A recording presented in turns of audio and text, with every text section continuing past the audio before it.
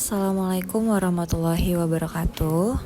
Perkenalkan, kami dari kelompok 1 ingin mempresentasikan mengenai prinsip relevansi untuk memenuhi mata kuliah perancangan dan pengembangan kurikulum pendidikan IPS. Adapun anggota kelompok kami terdiri dari Febi Nilawati, Moh Andi Rabiatul Hasanah Putri, dan Rizky Afianto. Baik, yang pertama saya akan menjelaskan terkait landasan teori. Menurut Rahman, Arif, dan kawan-kawan, relevansi memiliki makna sesuai atau serasi.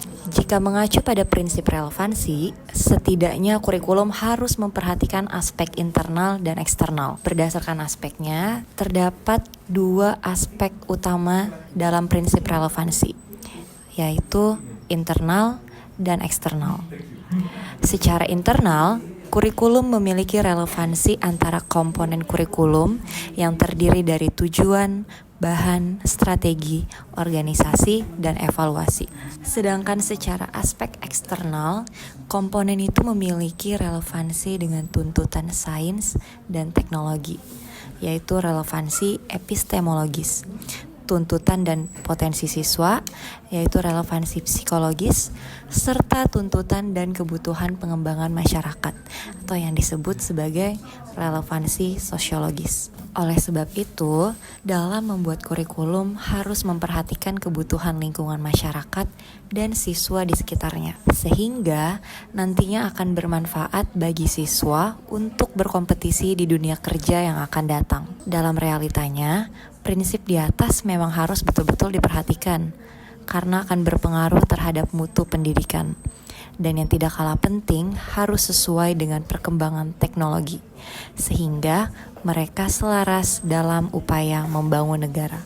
Penjelasan berikutnya akan dipaparkan oleh Saudara Rizky. Kepada Saudara Rizky, saya persilahkan. Selanjutnya, implementasi. 1. Dengan mempertimbangkan relevan aspek internal. Menyusun alur pembelajaran menggunakan sebuah model pembelajaran yang relevan dengan tujuan pembelajaran. Menyusun alat evaluasi yang relevan dan dapat mengukur dengan baik capaian pembelajaran. Menyusun rancangan proses pembelajaran yang disesuaikan dengan kebutuhan siswa. Menyusun rancangan proses pembelajaran yang disesuaikan dengan perkembangan zaman dan nilai-nilai luhur budaya bangsa.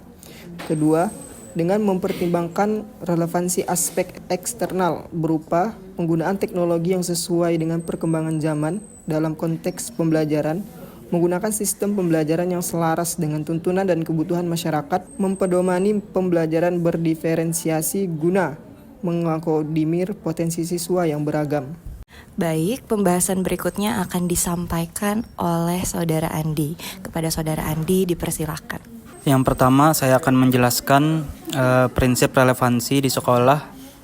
Studi kasusnya di SMA Islam Darul Muhibin, Binuang, Kabupaten Tapin. Prinsip relevansi berdasarkan faktor eksternal, yakni mengadakan bimbingan teknis berupa bimbingan teknis penggunaan multimedia terpadu, seperti menggunakan aplikasi pengolah video interaktif sebagai media pembelajaran. Terus kedua, ada di Madrasah Sanawiyah Al-Istiqomah Desa Manunggal, Tanah Bumbu. Kurikulum pembelajarannya selaras dengan sosial budaya ya, which is ini berkaitan dengan relevansi eksternal, kearifan lokal, gotong royong, adat istiadat, dan sistem pertanian. Terus yang ketiga di SMA Islam Ariyat, karena ada relevansi berdasarkan faktor eksternal, menjadikan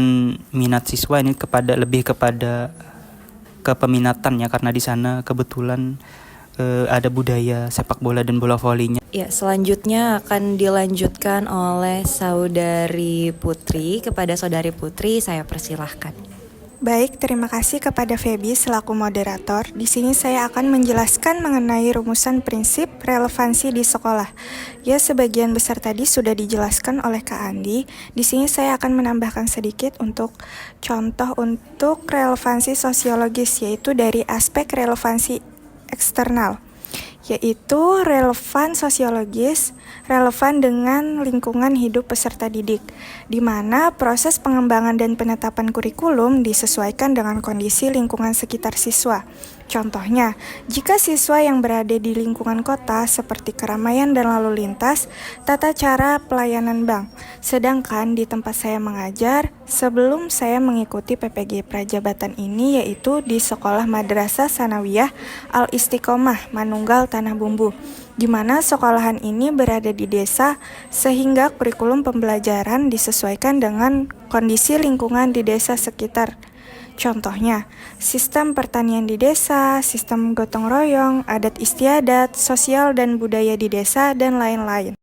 Baik, itu tadi penjelasan dari kami kelompok 1. Kepada teman-teman yang ingin bertanya, mungkin bisa langsung komen di kolom komentar. Terima kasih atas perhatiannya. Mohon maaf apabila ada salah-salah kata. Sekian dari kami. Wassalamualaikum warahmatullahi wabarakatuh.